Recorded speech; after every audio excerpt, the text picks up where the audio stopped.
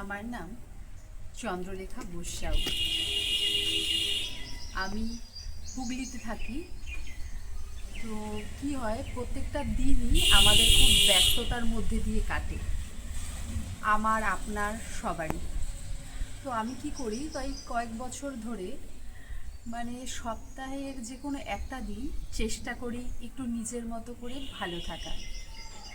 মানে 6টা দিন যে এত বিজি টাইম যায়, বা সেটাকে চেষ্টা করি একটা দিন একটু নিজের মতো করে ভালোভাবে থাকার। তো আমি ভাবলাম, হঠাৎ করে কিছুদিন আগে আমার মনে হলো, কেননা আমি যেইভাবে থাকি, এই প্রত্যেকটা আমাদের সবারই তো এরকম বিজি টাইম যায়। তো ভাবলাম, কেননা এই দিনটা যেটা আমি নিজের মতো করে থাকি সেটা আপনাদের সাথে শেয়ার করি। তো সেই একটা দিন আমরা কোথাও না কোথাও একটু যাই বা টিভি দেখি। এবার একটা দিনে তো মানুষের পক্ষে অনেক দূরে ট্রাভেলিং করা সম্ভব নয়। তো ছোট বড় যেরকমভাবেই আমি দিনটা স্পেন্ড করি না কেন, আমি ভাবলাম, কেননা সেটা আমি ইউটিউবে তো এখন অনেকেই অনেক কিছু শেয়ার করে। তো আমিও ভাবলাম, কেননা এটা আমি আপনাদের সাথে শেয়ার করি। তাতে করে হয়তো আপনারও যদি ভিডিওটা ভালো লাগে, আপনারাও যদি আমার মতো একটা দিন এইভাবে একটু নিজেদের আনন্দ দিতে পারেন, তো আপনাদেরও ভালো লাগবে। আর যদি সেটা নাও দিতে পারেন, তো ভালোটা দেখেও তো আমরা অনেক সময় খুশি হয়ে যাই, ভালো কিছু দেখে, ভালো কোনো খবর শুনে আমাদেরও তো ভালো লাগে। তো ভাবলাম, কেননা এরকম একটা ভালো ভিডিও আমি আপনাদের কাছে তুলে ধরি। তো সেইভাবে কি বলুন তো, মানে ফটো তোলা বা ভিডিও নেওয়ার খুব একটা যে খুব শখ বা ইচ্ছে সেরকম আমার কোনো কালেই ছিল না। তো এমনি নর্মালি ঘুরতে গেলে বা কোথাও কিছু রেস্টুরেন্টে খেতে গেলে নর্মালি যেইটুকু ফটো নেওয়ার সেইটুকুই নিতাম। খুব যে একটা আগ্রহ সেরকম কিছু ছিল না। তো এটা এরকম মনের মধ্যে ছিল কিছুদিন ধরে, ভাবছিলাম যে এরকম একটা ভিডিও বানাতে পারি। তো সেরকম কি হলো, এই কিছুদিন আগে আমরা একটা দীঘা ঘুরতে গেছিলাম। আমি, আমার হাজব্যান্ড, আমার 4 বছরের ছেলে, আমার শ্বশুর শাশুড়ি, মা, বোন গেছিলাম। তখন ভেবেছিলাম যে তখন মাথায় কোথাও একটা কাজ করছিল যে হ্যাঁ, এটা আমি তাহলে এর আগে অনেক জায়গায় ঘুরতে গেছি, তখন তো সেইভাবে মনে আসেনি যে এটা এইভাবে আপনাদের কাছে উপস্থাপন করতে পারি। তো তখন তার আগে আগে একটু ভাবছিলাম যে এরকম এরকম করলে হতো, ভালো হতো।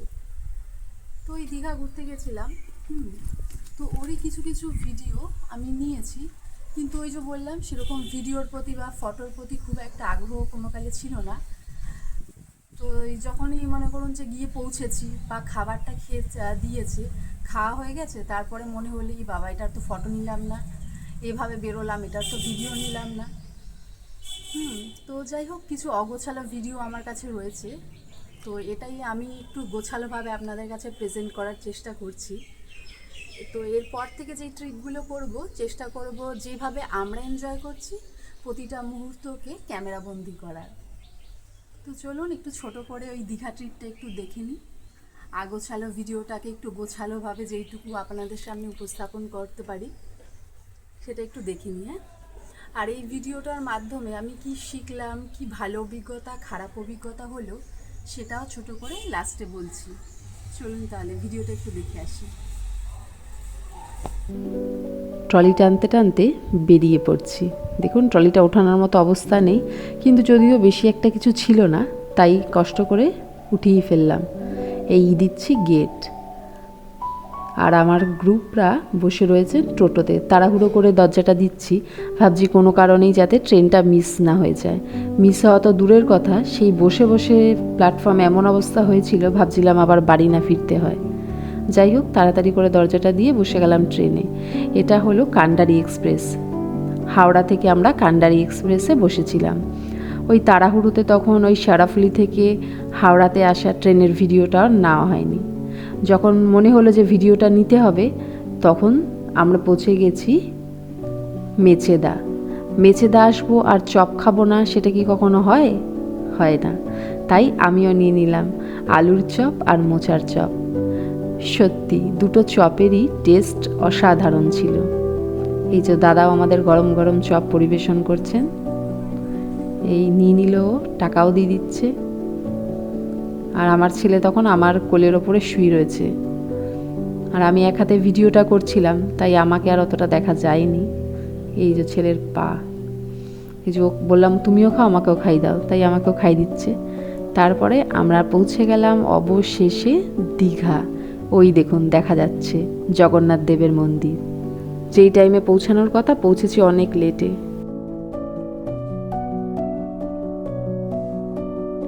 এই যে পৌঁছে গেছি আমরা হোটেলে। এটা যেদিন আমরা চেক আউট করবো সেদিনের ভিডিও। তখন হঠাৎ করে মনে হলো যে বাইরে থেকে তো ভিডিওটা নিইনি, যেদিন পৌঁছেছিলাম তখন অন্ধকার ছিল আর এতটা ক্লান্ত ছিলাম যে ভিডিও নিতে পারিনি, ফলে চেক আউটের সময় হোটেলের ভিডিওটা নিয়েছিলাম। এটা হলো অন্নপূর্ণা হোটেল। এখান থেকে দীঘা বিচ হেঁটে ম্যাক্সিমাম 10 মিনিটস। হোটেলটা সত্যি খুব ভালো ছিল, স্টাফদের বিহেভিয়ারও খুব ভালো ছিল। এই যে আমি এখন দেখুন রিসেপশানে প্রবেশ করছি। এটা হলো রিসেপশন এরিয়া। আমার শাশুড়ি মা, ছেলে, সবাই বসে রয়েছেন। উপরে একটা টিভি রয়েছে, ফল সিলিং করা রয়েছে, ফ্যান রয়েছে, এসি রয়েছে, আর যথেষ্টই বড় ছিল মোটামুটি। আর দেখুন পাশে একটা ফ্রিজারও রাখা রয়েছে, যার যা কোল্ড ড্রিঙ্কস খেতে ইচ্ছে করে এখান থেকে সে নিতে পারে।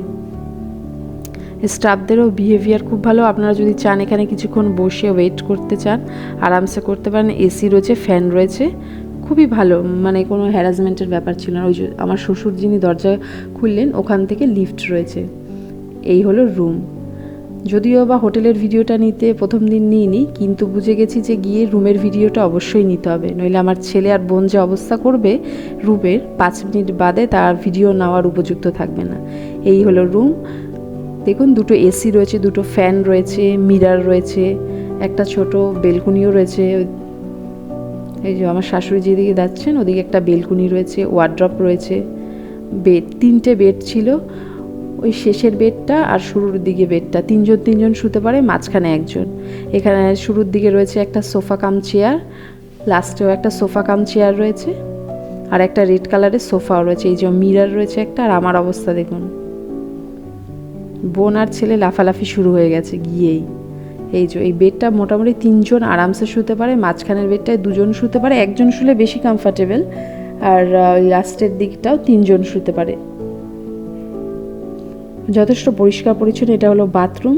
বাথরুমটা যেদিন আমরা চেক আউট করবো সেদিন নেওয়া, যথেষ্ট পরিষ্কার পরিচ্ছন্ন বাথরুম ছিল। আর টাওয়াল, গিজার সবই দেওয়া ছিল, মিরার, বেসিন। আর বাথরুমটা যে নিচে ভাত দেখছেন ময়লা, ওটা ময়লা নয়, ওটা দীঘা স্নান করে বয়ে নিয়ে আসা বালি। আর এটা হলো একদিনের ব্রেকফাস্ট, লুচি, আলু চচ্চড়ি, ডিম সেদ্ধ। আর তারপরে দেখুন এই যে বললাম না একটা ওয়ার্ড্রপ আছে, এই ওয়ার্ড্রপটাই যে ভালো করে দেখিয়ে দিলাম, এটা ওয়ার্ড্রপ। আর পাশে একটা বেলকুনি ছিল। এই হলো বেলকুনি।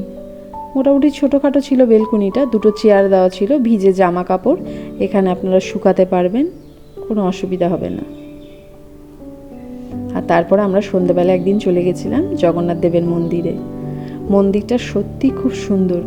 এরকম আমি গ্যারেন্টি দিয়ে বলতে পারি, এরকম কোনো মানুষ নেই যে মন্দিরটায় যাবেন আর বলবেন যে মন্দিরটা আমার পছন্দ হয়নি বা ভালো লাগেনি। খুবই সুন্দর মন্দিরটা, যথেষ্ট লাইট দেওয়া, এত ভালো লাগছিল মন্দিরটা প্রবেশ করেই। যথেষ্ট বড় এরিয়া নিয়ে মন্দিরটা গঠিত, খুব সুন্দর, খুব সুন্দর।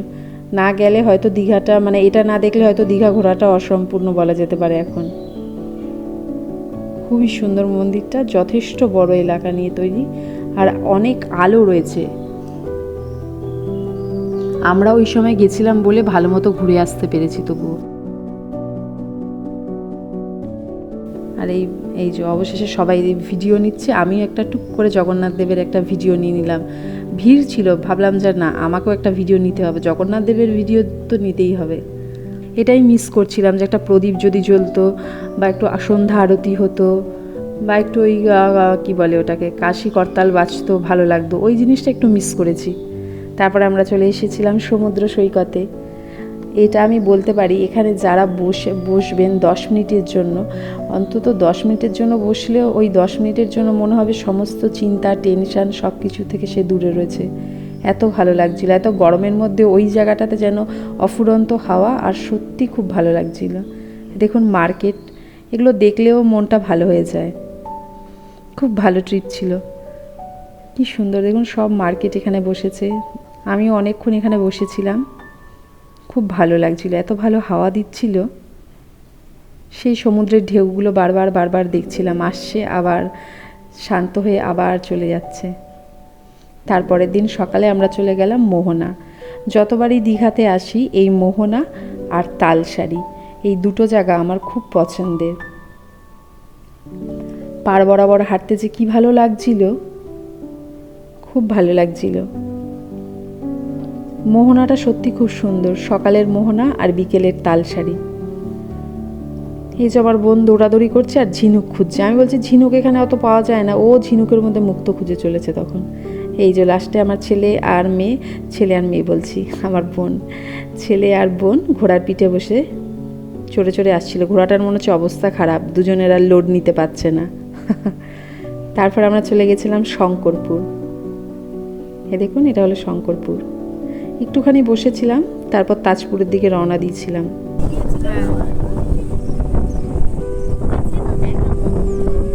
তারপর আমরা চলে আসলাম হোটেলে, যে যার বেডে বসে এবার রিল্যাক্স করছে। আমরা একটু গান শুনছিলাম। এই যে আমার শ্বশুরমশাই মিডিলের বেডে ছিলেন, আমার মা, বোন, শাশুড়ি মা প্রথম দিকে, আর আমি, ছেলে আর আমার হাজব্যান্ড লাস্টে বসে একটু গান শুনছিলাম। তারপরে চলে আসলো বিরিয়ানি, ছেলে ভাত, মাছ, ডাল। তারপরে বিকেলে আমরা চলে আসলাম তালসারি। এই বাইক রাইডটা খুব ভালো লাগে। আমার শ্বশুর শাশুড়ি একটা বাইকে গেছিলেন, আর আমার মা বোনও গেছিলেন আর একটা বাইকে, আর আমরা একটা বাইক গিয়ে। এখানটা এত ভালো লাগছিল, যতবারই যাই ভালো লাগে, মনে হয় যেন আকাশ আর মাটি যেন একসাথে মিশে গেছে। এই দেখুন জায়গাটা, ওয়াও, খুব ভালো লাগে। এত ভালো হাওয়াও দিচ্ছিল আর খুব ভালোও লাগছিল। আমরা হেঁটে চলেছি। খুব লাল কাঁকড়াও ছিল। লাল কাঁকড়ার ভিডিওটা আমি এতে দিতে পারলাম না, শর্টসে দেব, অবশ্যই সবাই কাছে দেখার অনুরোধ রইল। সেই আমিও ছুটছি, লাল কাঁকড়াও ছুটছে। এই দেখুন, অনেকক্ষণ ঘোরাঘুরি করলাম এখানে।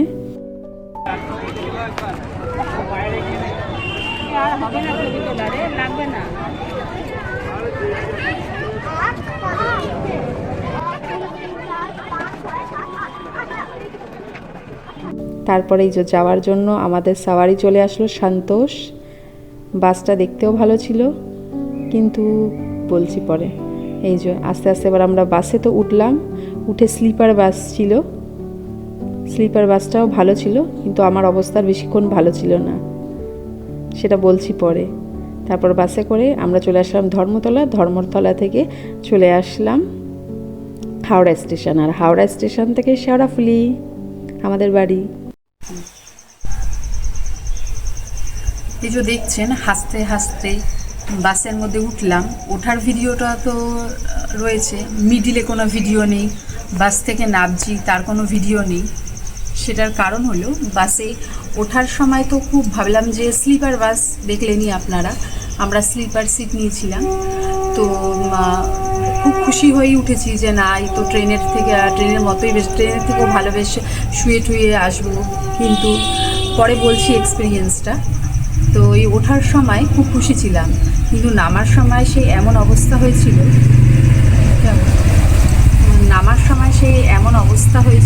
মানে কি বলবো, সেই এত বমি পাচ্ছিল, মানে সেটার তার জন্য শরীর খুবই অসুস্থ হয়ে পড়েছিল। তার জন্য আর ভিডিওটা না হয়ে ওঠেনি। তো আমরা ওই যে হাওড়া স্টেশন থেকে ট্রেনে করে তারপরে শেওড়াফুলিতে আসলাম।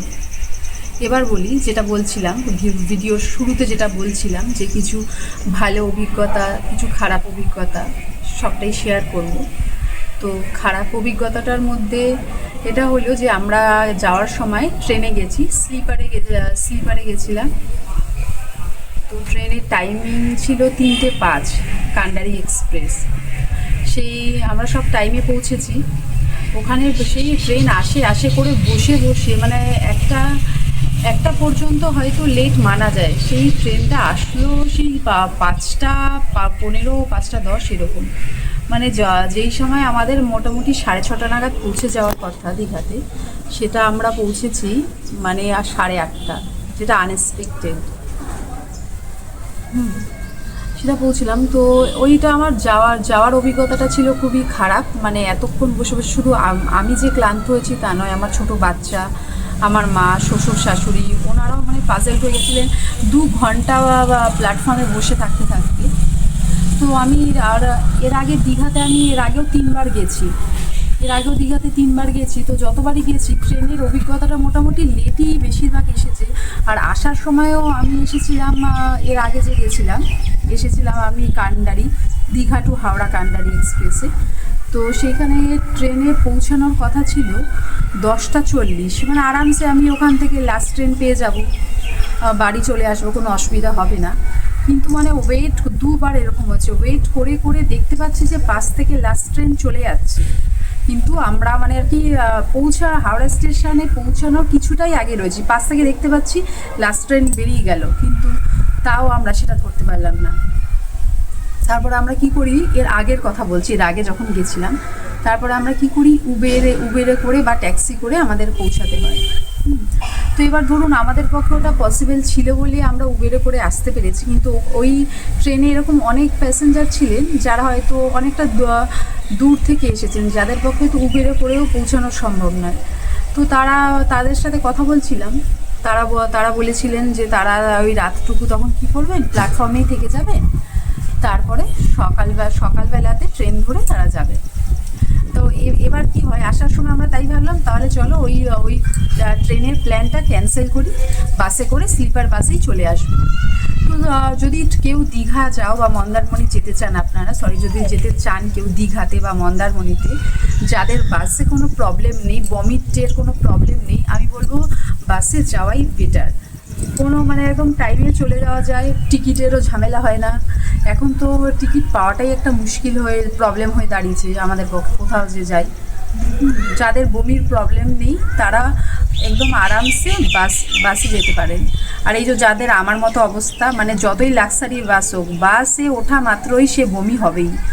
ওই যে দেখলেন বাসে উঠলাম, আমরা হোটেল থেকে কি করেছিলাম, ফ্রাইড রাইস আর পনির নিয়ে উঠেছিলাম, যে পুরো এসি বাস, স্লিপার বাস, আরামসে ওখানে বসে খেয়ে পৌঁছে যাবো।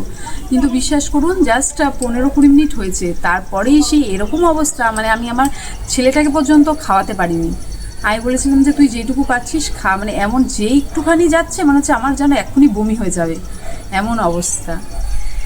তো যে সেই যতই ভালো বাস হোক না কেন, মানে আমার এরকমই বমির সমস্যা। আমার শাশুড়িরও যখন মানে আর কি বাস থেকে নামবেন সেই মুহূর্তেই ওনারও বমিট হয়ে গেছে।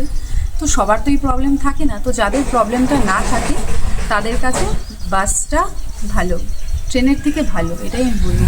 আর যাদের আমার মতো বমির সমস্যা রয়েছে তাদের অবভিয়াসলি ট্রেন ভালো, সে একটু লেট হোক তাও ট্রেন ভালো, এটাই বলার ছিল।